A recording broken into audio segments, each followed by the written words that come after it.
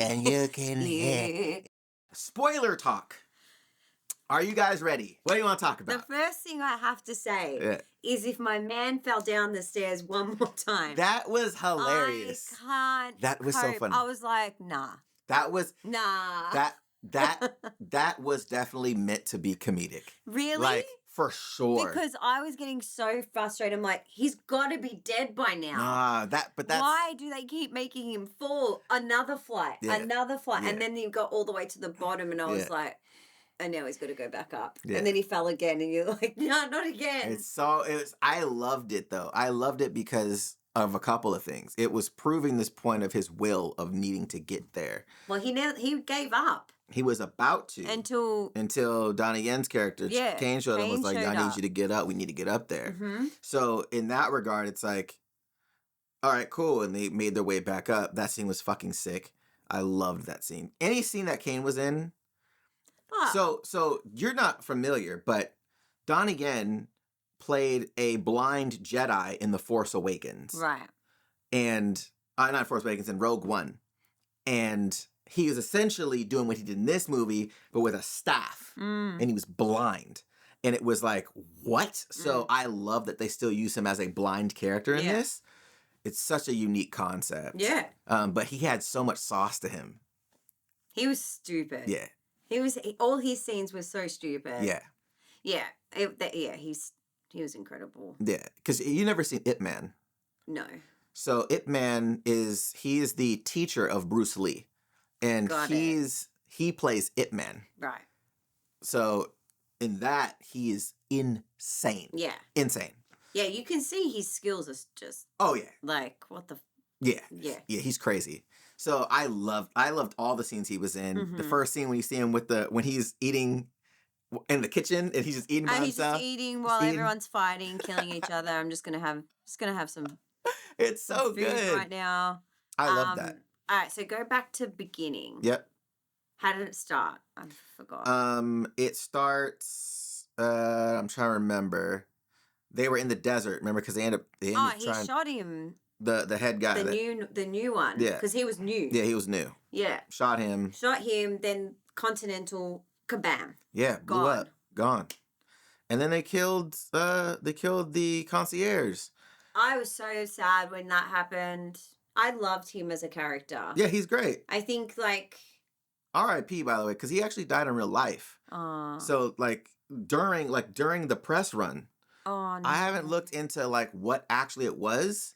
I'm not sure if... Sucks. So, seeing it and seeing him, it was really strange, because it was almost like it was a real life thing. And then they were talking about later, what is his tombstone said? It said friend. It was just... I was like, oh, God.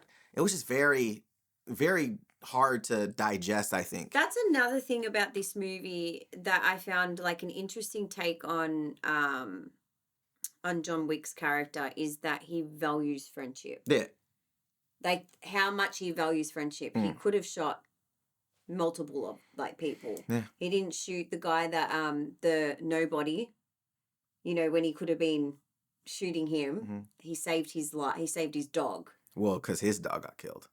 Right, that's what. But he knows the value of dog friendship. Yeah. And what that dog meant to him. Yeah. He could have shot him because he was after him. Yeah. And then gone and shot him and not worried about the dog. Yeah. But he values life, and he doesn't value life. It's very interesting. Well, that's the thing. He's not trying to do it. He's only doing what he needs to do to try to get out of the scenario. Out again. Yeah. Right. So I think that's the other side of it, where his whole idea of I'm focused. I'm trying to get this job done, right? And his whole thing in this thing was trying to get free. Mm-hmm. Finally got free, and then once he was free, he was okay to let everything go. Yeah. You know what I'm saying? Which is where the death scene comes in of I don't think he's dead. I think it's very ambiguous. I think... Do you reckon there's going to be number 5? Yeah, but I think it's probably going to focus around Kane and the daughter. But in my head, though, it's you have every person that we've seen die in this, we've seen die. Bang. We've seen actual death of people. Yeah. So for him, it's okay, he falls over. Does that mean he's dead? But we saw his tombstone. So? That's death. Like, you saw him do this. We the saw. light Okay. died on him. Then you see his tombstone. And then I think I was right. Here's the thing. I understand with the idea because go ahead and tell me what you thought. I said I think Winston is his dad. I said that like early on. So I think Winston is his dad, which is why he's super protective over John Wick, why he gave him the extra hour, all of that sort of stuff. And then at the end he says, "Farewell, my son," or something along those lines. It's his dad. See, I don't think it is. I think he's a father figure to him. I don't think he's only a father. Because we know that John Wick grew up in the orphanage, that trained these type of people. Maybe his dad put him in that orphanage. It's a possibility. I'm not saying that it's not out of the realm of possibility. But my son, a lot of older people say that to younger people. So in my head, and because he cared about him, that's something that Americans would say. Right, but he also said it in another language and whispered it so the other guy wouldn't hear it. Which is also the other side of it, whereas like it could be true, where it's like him saying saying in a different language for sure. Yeah, if you guys have seen it, let us know your guys' thoughts on that. Do you think he's his dad? Yeah. Do you think it's just a saying? But I think you have more credibility because it's a different language. Yes, it was because it was in another language, and he waited until the Morpheus. No, what's his name? I haven't seen The Matrix. Fucking King, what's his name? But yeah, Lawrence Fishburne's character. Did he call himself God? I think he called himself King. King. Yeah. Yeah. He waited till he walked off and then said it in another language, and he was under his breath. Yeah. Rubbed the tombstone. But at the same time, I think it's just showing that the persona of John Wick is dead. Like I'm looking at it from a filmistic standpoint. Like a lot of film has metaphor, right? The tombstone, John Wick is now dead. The idea of John Wick is gone. Right. Right? So in my head, that's what I'm looking at it as. And I could be overthinking it completely. I think the other language definitely has more of it. You have more of a solid foundation of a truth there, I think. But then also that could be misdirection as well. You know what I'm saying? So it's like, I'm just thinking of how would like Ismahawk use that phrase. Right. Like, but outside of that, yeah, I thought that moment was awesome. I like that a lot. What was your favorite fight scene? Oh, the top down. The top down sequence was so sick to me. That was crazy. Because it was like everything else is so technical in John Wick. Like the fighting itself is very realistic. A lot of takedowns, a lot of like momentum takedowns to the ground, a lot of like, again, I'm not a fighter like that, so I can't tell you what style people were using, but it felt more real than martial arts movie flying through the air doing unrealistic stuff. Right. There was the one character that he had to kill to get the tooth. Oh my god. So this character, that kind of annoyed me. So this character reminded me of the clown from Spawn. If you guys have seen Spawn, that's who he really felt like to me. So, and the funny thing is the guy that played the mechanic from the previous movies, the one that was gonna fix his car and all that, he actually played the clown in Spawn that acted like that. Right. So, which was really interesting. So again, it could be a nod to it. It could just be that was the character style and it is what it is. But he could fight. That scene annoyed me. Because when he died, he should have stayed dead. There's no reason that my man came back alive. Well, he was dead. He wasn't dead. That's why he got back up. That's why he got back. Tell me he survived that many punches in the face. He did. He got back up. That dude was massive. Shot in the ass. He was shot in the asshole. Yeah, but he was a big guy. Doesn't matter. That's a lot of booty meat. He was shot in the asshole and he was shot elsewhere and then he was punched and punched and punched and then dead. Then he get like nothing. Yeah. Like nothing happened and goes back in and fight. that annoyed me. That I don't think they needed to bring him back. Okay. For that extra fight scene. It's those sort of things that I'm like, that's why this movie was too long. That's a fair assessment. Like, I can understand that. They didn't need to, like, what purpose was that? There was no purpose to it. The purpose, I mean, okay, I can see it being too long for sure. I think the purpose though is that this guy is a problem. But we saw he was a problem. He survived a gunshot to the ass. But a lot of people survive a gunshot to the ass. Like, an ass is getting shot in the ass is like a movie funny moment. It's not like he died because of an ass shot. We already saw that he could fight. Like, we saw his fighting capability. Right. So I just he's a boss. Like in video games, like this is going to be turned into a game. The boss guy, like the boss of the gang. That's a boss round. That's a boss fight. That's a boss round for sure. But this isn't a game. But I think that was that's what they were leaning towards, right? Yeah, it just annoyed me personally. It just really annoyed me. I'm like, why did you need to come back to throw John Wick off a balcony that he's going to survive anyway? Yeah, because he's John Wick. It's annoying. He's John Wick. I get it. You know? I get it. It's just like, yeah, really unrealistic. My man survived falling off a building. Him getting thrown off of that, it's child's play. It's child's play for John Wick. Yeah, I think there was a couple of moments in the fight scenes. I said it to you, the club scene. I'm like, that's just a rehash from the other club scene. Very similar, The way it was shot, coming through, bang, bang, fighting to get to the big bad. Like, I was like, okay, that's a rehash. The way he fell off this building and hit something to then fall on the floor, rehash. Like, I felt like we'd seen some of this stuff before. Right. Okay, that's fair. That's a fair assessment. Yeah.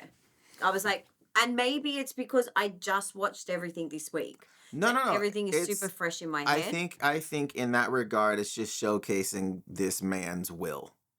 Right? Like, yeah. So why rehash things that we've seen? I mean, that's every movie in history is a rehash. But I understand what you mean though, in this franchise. Right. Seeing something similar over and over. Even though I think, granted, based on what it is of him being an assassin, I think a lot of these things are going to happen anyways, right? He's going to get shot at. He's going to try to block. He's going to face shot a lot of people. I'm okay with. Like, all the ways that he killed people, we'd seen it already, but I was okay seeing it again because that's his job, right? That's what he's good at. That's what he's known for. But you're more so of like the actual scene itself. The scene was a copy and paste of him walking through the club. It was a little different. The other one, he had already killed the bad. And then he was being chased after the cronies that were trying to get him for killing the big bad. Yeah. This one, he was actually chasing the big bad out. Right. So I think I understand what you mean by the setting. It's a club environment. He's trying to weed through. The way it was shot, even. It was similar. Yeah, it was similar. For me, it looked very similar. So I can understand it. I think that's the other thing I really liked. And I think all John Wick movies, for me anyways, the set design are really cool. Like sets are awesome. They pick great locations. Even the builds of them. Like, the clubs look. I want to go to them. Yeah, I don't even know if they're real. I don't know if they're real. If they're real, tell us where they are because I want to go. They look really dope. But yeah, I mean, outside of that, I think the sequel to the movie or the next iteration seems like it's going to be focused around Kane or the daughter. Or it might not happen. Or it might not happen, and maybe that's just like the ambiguous, like, oh, what's gonna happen? He's gonna get that. Yeah, because she's after revenge. Because I said when he killed her dad, I said it in the theater. I'm like, oh, I'm killing his daughter, for sure. For sure. But I think that's the thing, though, where it's like he didn't even want to kill the dad. He didn't. He didn't want to, and but he did. He did because the other man was going to kill him. So he was like. Kill him or his daughter, yeah. No, the other guy was the guy that died, the head of the Continental there. He had told him, he's like, go be with your daughter and leave. And he attacked him.